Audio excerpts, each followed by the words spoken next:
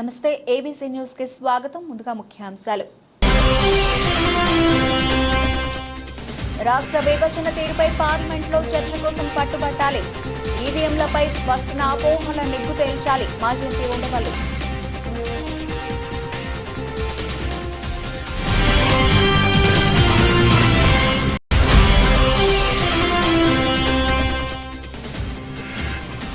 మంత్రి పదవి రాలేదన్న బాధ లేదు. పదవి ఉన్నా లేకున్నా పనిచేయడమే లక్ష్యం. గోరంట్ల.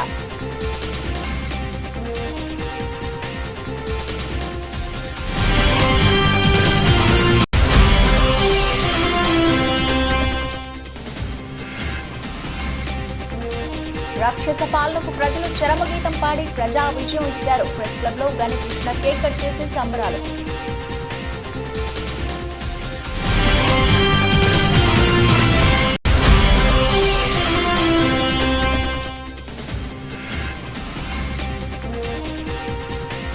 కార్యకర్తలకు అన్ని విధాల అండగా నిలబడతాం. వైసీపీ నగర అధ్యక్షులు అడపా శ్రీహరి.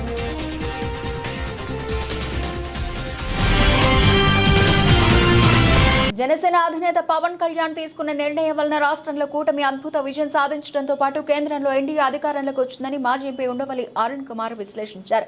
బీజేపీతో పొత్తులో ఉంటేనే తెలుగుదేశంతో జత కట్టడం, ఆ తర్వాత బీజేపీని కూడా పొత్తులో చేర్చడం వంటి విషయాల్లో పవన్ కళ్యాణ్ చూపిన చొరవ కారణంగానే మోదీ ప్రధాని కాగలిగారని ఆయన అన్నారు. బీజేపీతో కలవకపోయినా చంద్రబాబు పవన్లకు నష్టం ఉండేది కాదని ఆయన తేల్చారు. సీఎం చంద్రబాబుకు జనసేన అధినేత పవన్ కళ్యాణ్కు ఆయన అభినందనలు తెలిపారు. స్థానిక ప్రకాష్ నగర్లోని ధర్మచర హాలు పైన బుక్ బ్యాంక్లో శుక్రవారం ఏర్పాటు చేసిన మీడియా సమావేశంలో ఆయన మాట్లాడారు. దుర్గేష్ మనకి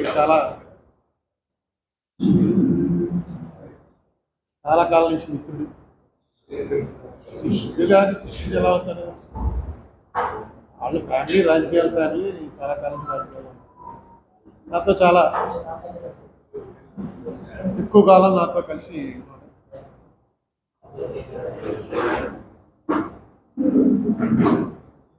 చంద్రబాబు నాయుడు గారికి సరైనటువంటి అవకాశం ఇప్పుడు వచ్చింది.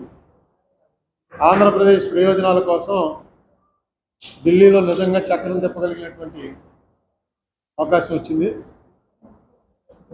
దీన్ని సరిగ్గా, ఎందుకంటే ఈయన నితీష్ కుమార్ వీళ్ళిద్దరి మీదనే ఆధారపడింది ప్రభుత్వం. కేంద్రంలో ఈ పరిస్థితులు వస్తాయని ఎవరు ఊహించలేదు. ఎందుకంటే మోడీ గారు అబ్కి బార్ 400 పార్ అన్నాడు. ఈ పని జరగలేదు.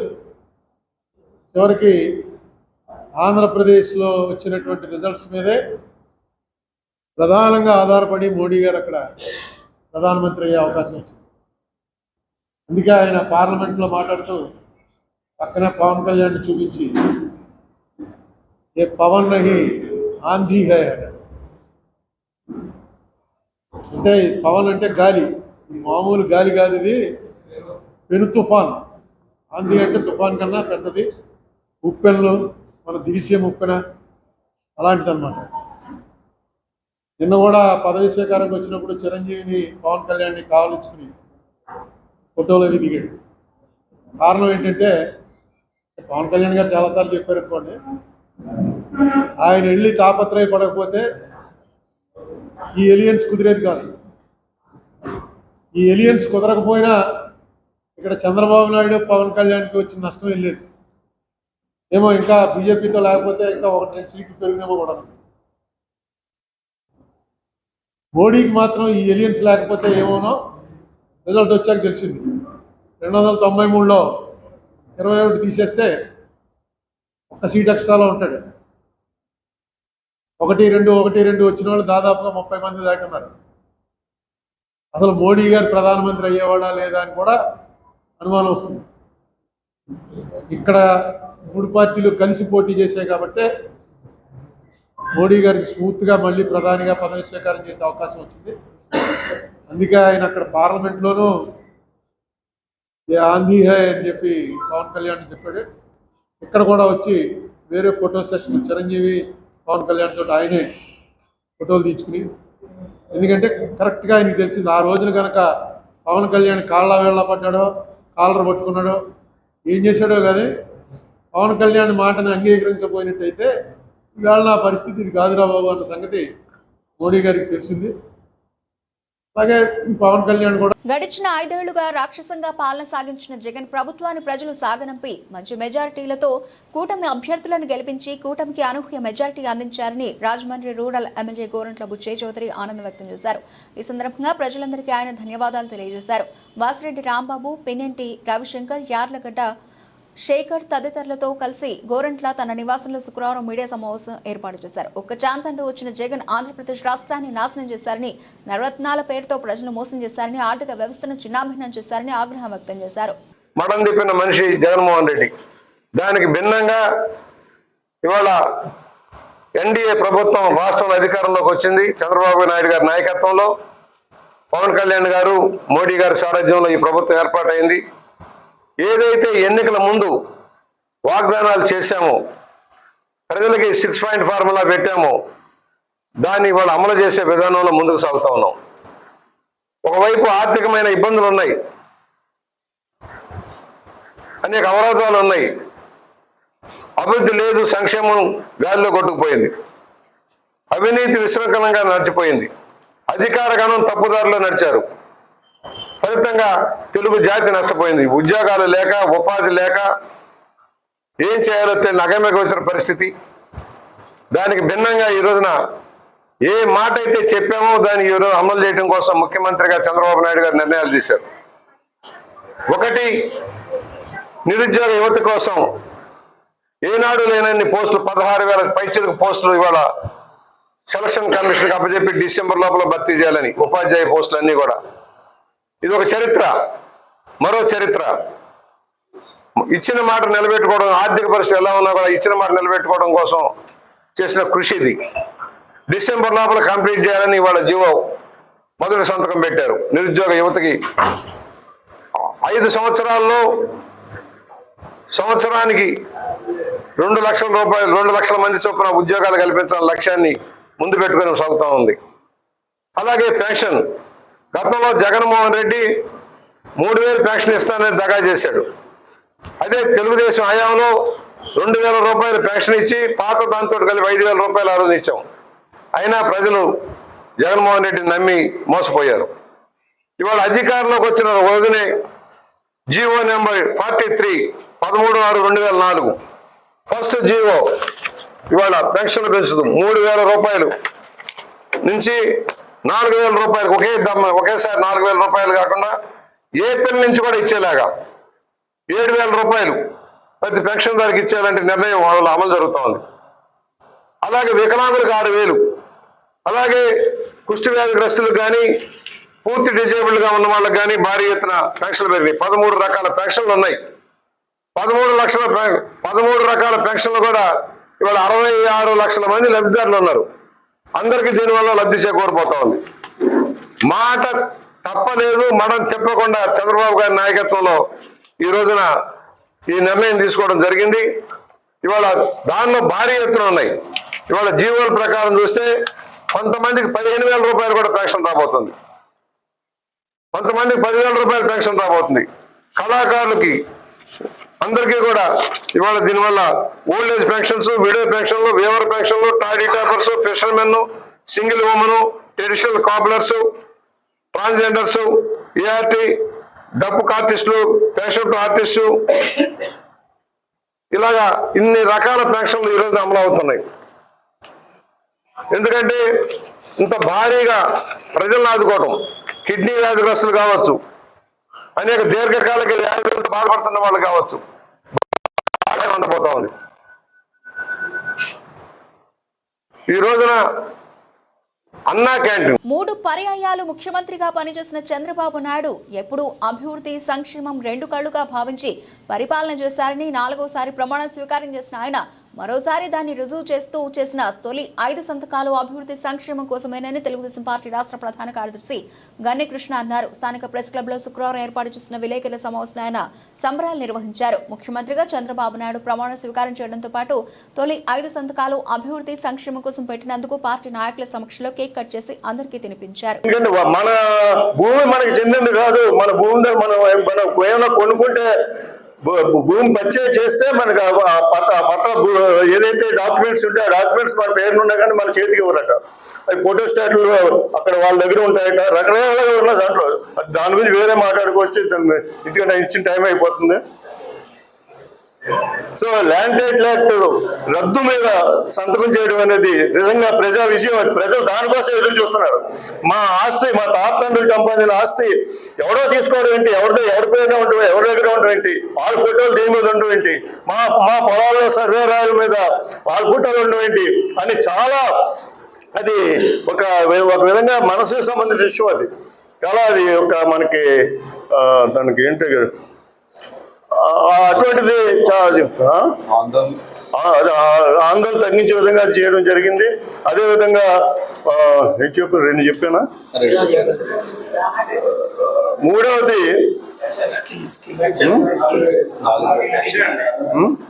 ముఖ్యం పెన్షన్. అది ఎన్టీ రామారావు గారు తొలిసారి ముఖ్యమంత్రి అయిన తర్వాత అప్పుడు వృద్ధులకి పెన్షన్ ఇవ్వాలి, వాళ్ళకి జీవన సంఖ్యలో వాళ్ళకి ఆలంబనగా ఉండడం కోసమని పెన్షన్ ఎంతో కొంత పెన్షన్ ఇవ్వాలని ఉద్దేశంతో ఆయన అప్పట్లో 35 రూపాయలు ఇచ్చాడు.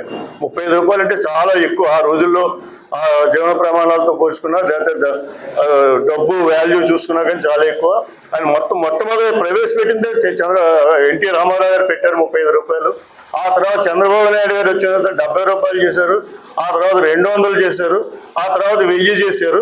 ఆ తర్వాత 2000 చేర్చేటప్పుడు గవర్నమెంట్ ఆకలిలో ఉండగానే 2000 చేయడం. ఆ తర్వాత గవర్నమెంట్ కొత్త గవర్నమెంట్ రావడం, వాళ్ళు రకరకాల వాగ్దానాలు చేశారు. 2000 మేము 2000 కాదు 3000 చేస్తామన్నారు. అది కూడా ఇన్స్టాల్మెంట్స్ దప్పదప్పాలుగా పెంచుకుంటూ పోతా ఉన్నాడు ఆయన. అయితే ఆ పెంచుకుంటూ పోయింది, ఎక్కడ పెంచుకుంటూ పోయిందో తెలియదు. కానీ ఇప్పుడు చంద్రబాబు నాయుడు గారు ఆయన చేసిన మూడోసారి అధికారంలోకి వచ్చిన కూటమి ప్రభుత్వం ప్రజల ఆకాంక్షలకు అనుగుణంగా పనిచేయాలని వైఎస్ఆర్ కాంగ్రెస్ పార్టీ నగర అధ్యక్షులు అడపా శ్రీహరి సూచించారు.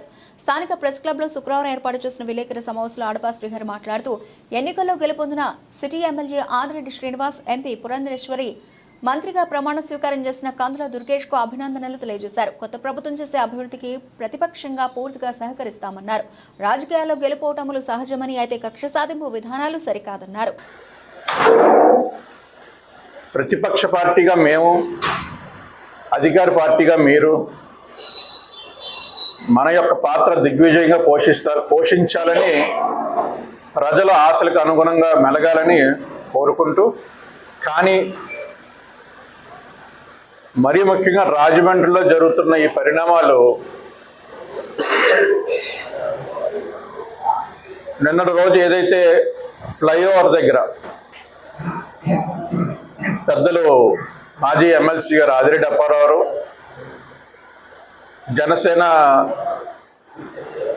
జనసేన కోఆర్డినేటర్ అనుశ్రీ సత్యనారాయణ గారు ప్రెస్ను ఉద్దేశించి మాట్లాడుతూ ఒక కొత్త సాంప్రదాయానికి, ఏదైతే వాసిరెడ్డి బాబీ గారు వాళ్ళ అనుచరగణం, సరే ఎవరు ప్రేరేపించారు ఏంటన్నది పక్కన పెడితే, వారు ఆవేశపూరితంగా పబ్లిక్ ప్రాపర్టీని, అది శిలాఫలకం రాయవచ్చు, ఇంకొకటి అవ్వచ్చు, ఏ విధంగా అయితే ఆవేశపూర్వకంగా డ్యామేజ్ చేసే ప్రయత్నం చేశారని ఒప్పుకుంటూ దాన్ని రీఇన్స్టాల్ చేశారో, ఈ సాంప్రదాయానికి మేము కూడా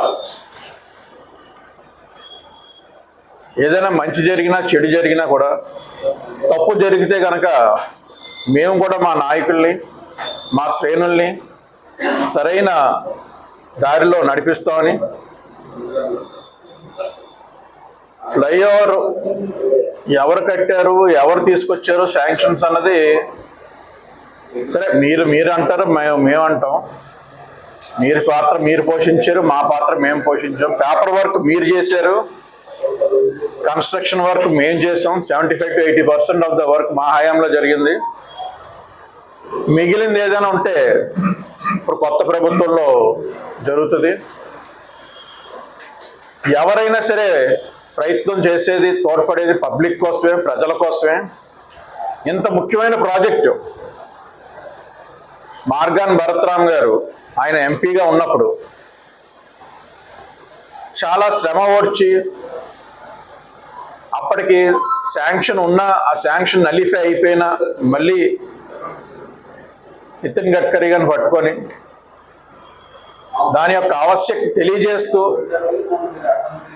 రాజమండ్రికి అది లైఫ్ లైన్ లాంటిది, సిటీని అవతల వైపు డెవలప్ చేయాలి, ఫ్లైఓవర్ హైవేకి అవతలంటే ఇక్కడ ఫ్లైఓవర్ కంపల్సరీగా రావాలన్న ఆలోచనతో ఆయన యొక్క కృషి చేయడమే కాదు, శాంక్షన్ తీసుకురావడమే కాదు, కన్స్ట్రక్షన్ స్టార్ట్ చేయడమే కాదు, ఆల్మోస్ట్ 80% ఆఫ్ ద ప్రాజెక్ట్ కూడా కంప్లీట్ చేయడం జరిగింది.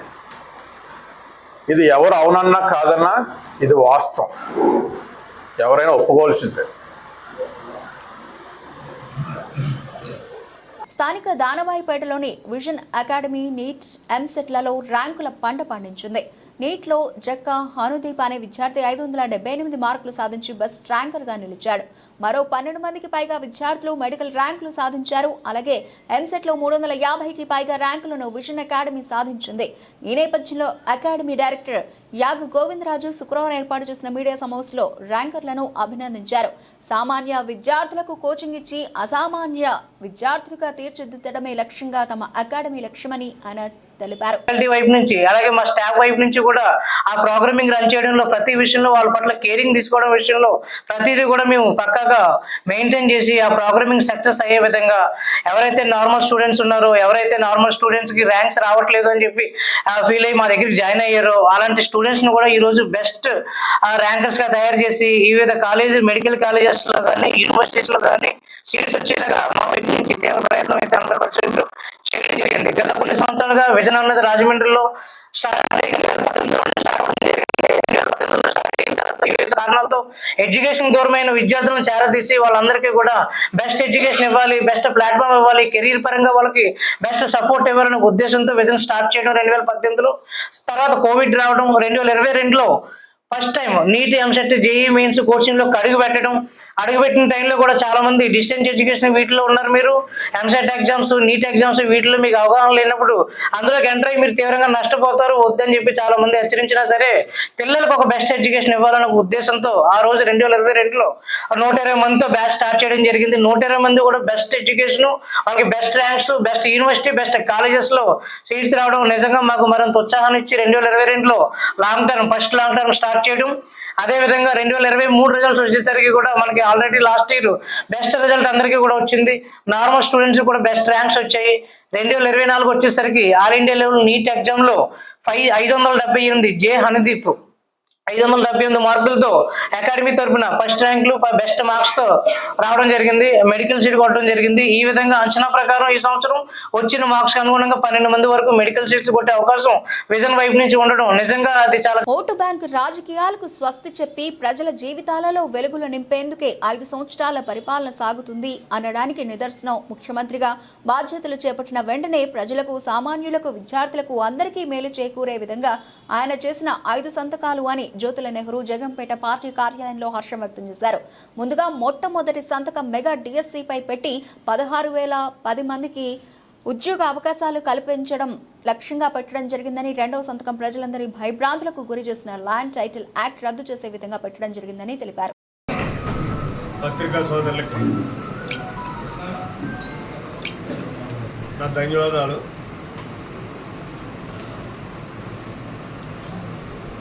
రాష్ట్రంలో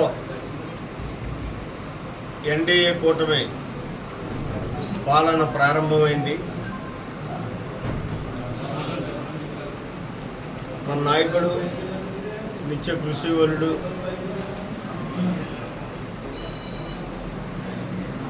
ప్రమాణ స్వీకారం చేసిన మరుక్షణం నుంచే పాలనకి శ్రీకారం చుట్టడం జరిగింది. చంద్రబాబు నాయుడు గారు ఏదైతే ప్రణాళికాబద్ధంగా పాలన రాష్ట్ర ప్రజానీకానికి అందిస్తానన్నాడు. అదే రకంగా ముఖ్యంగా ఎన్నికల్లో ఇచ్చినటువంటి మాటల్లో భాగంగా ఒక 5 అంశాలని నిన్నే తొలి సంతకం పెట్టడం జరిగింది. అందులో తీసుకుంటే ఈ సమాజానికి అతి కీలకమైనటువంటి కావలసినటువంటి విజ్ఞానం, ఆ విజ్ఞానాన్ని అందించేటటువంటి వ్యవస్థని బలోపేతం చేయడం కోసం మెగా డిఎస్సిని 16,000 చిల్లరి పోస్టులు మొట్టమొదటి సంతకం పెట్టడం జరిగింది. డిసెంబర్ లోపులో ఎట్టి పరిస్థితుల్లో కూడా వాళ్ళందరికీ పోస్టింగ్స్ ఇవ్వడం జరుగుతుంది.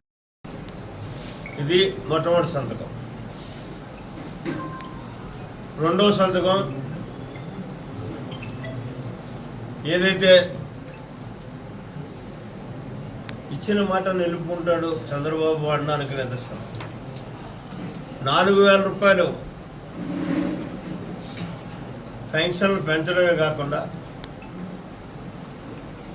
ఆ 4,000 రూపాయలతో పాటు ఇప్పుడైతే మాట ఇచ్చాడో పెన్షన్లు 4,000 రూపాయలు చేస్తున్నానని ఏప్రిల్లో మాట్లాడడం జరిగింది. అదే ఏప్రిల్ నుంచి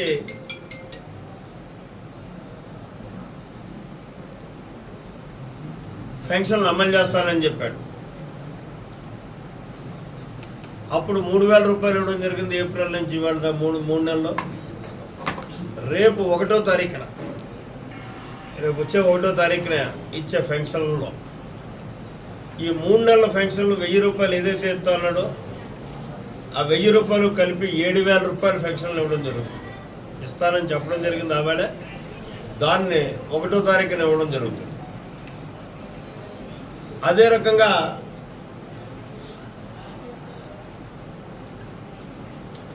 ల్యాండ్ యాక్ట్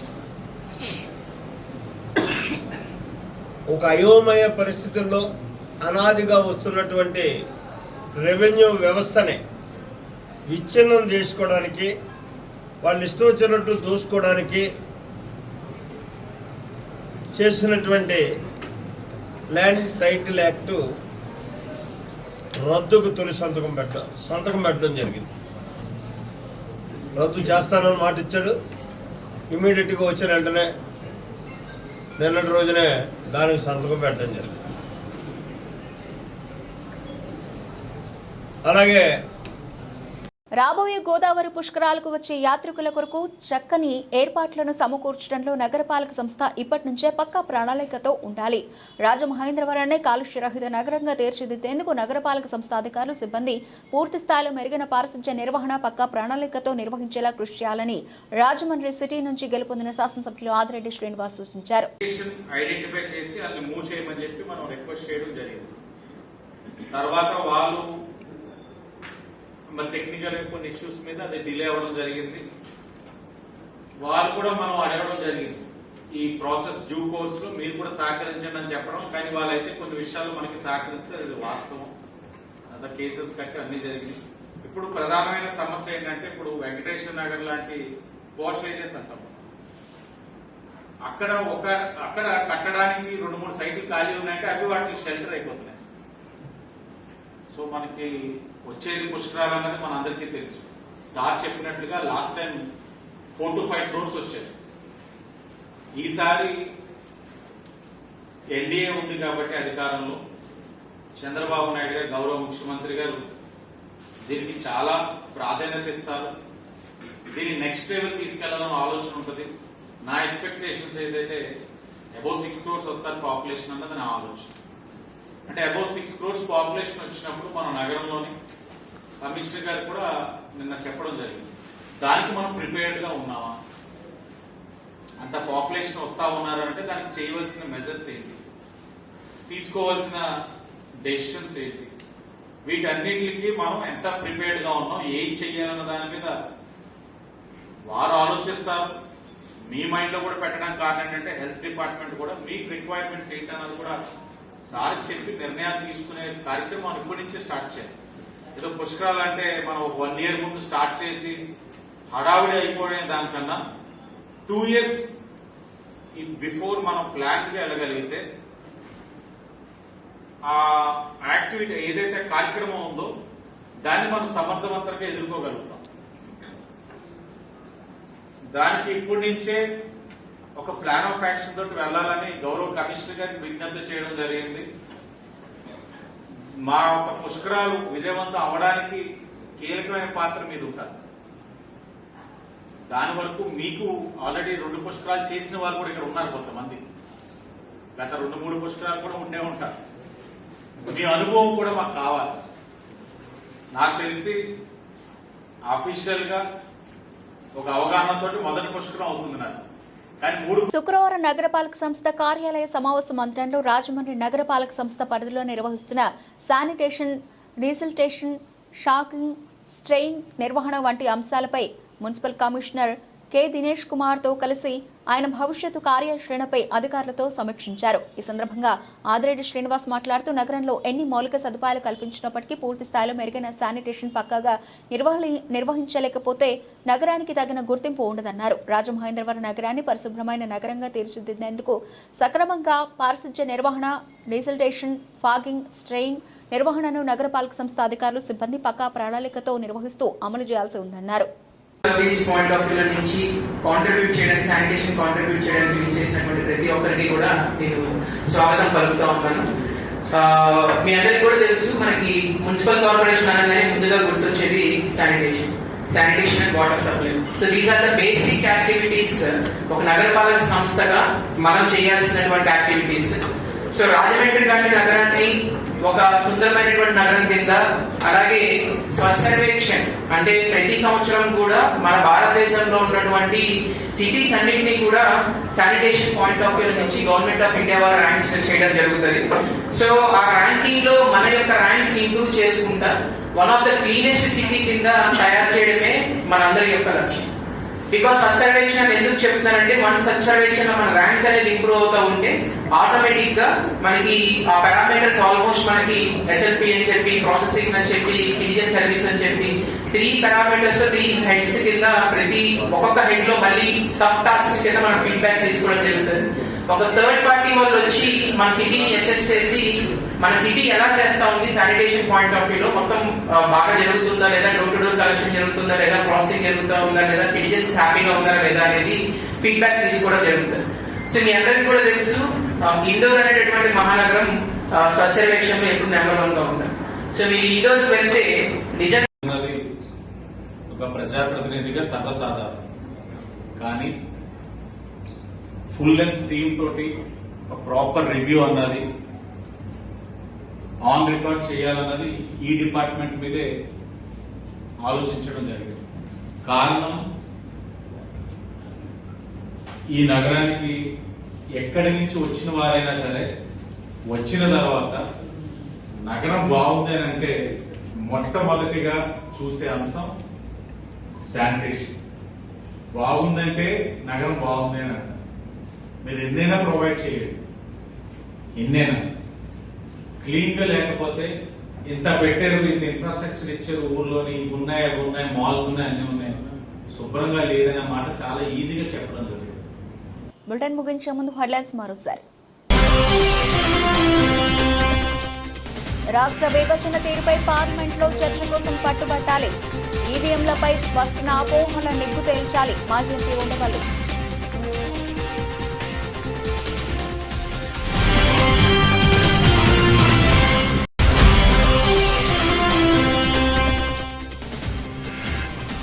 మంత్రి పదవి రాలేదన్న బాధ లేదు, పదవి ఉన్నా లేకున్నా పనిచేయడమే లక్ష్యం. గోరంట్ల.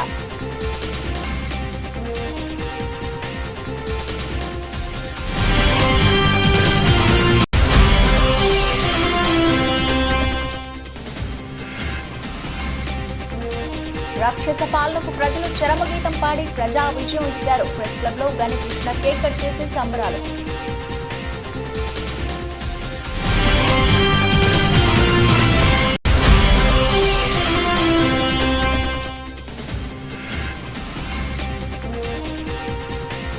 కార్యకర్తలకు అన్ని విధాల అండగా నిలబడదాం. వైసీపీ నగర అధ్యక్షులు అడపా శ్రీహరి.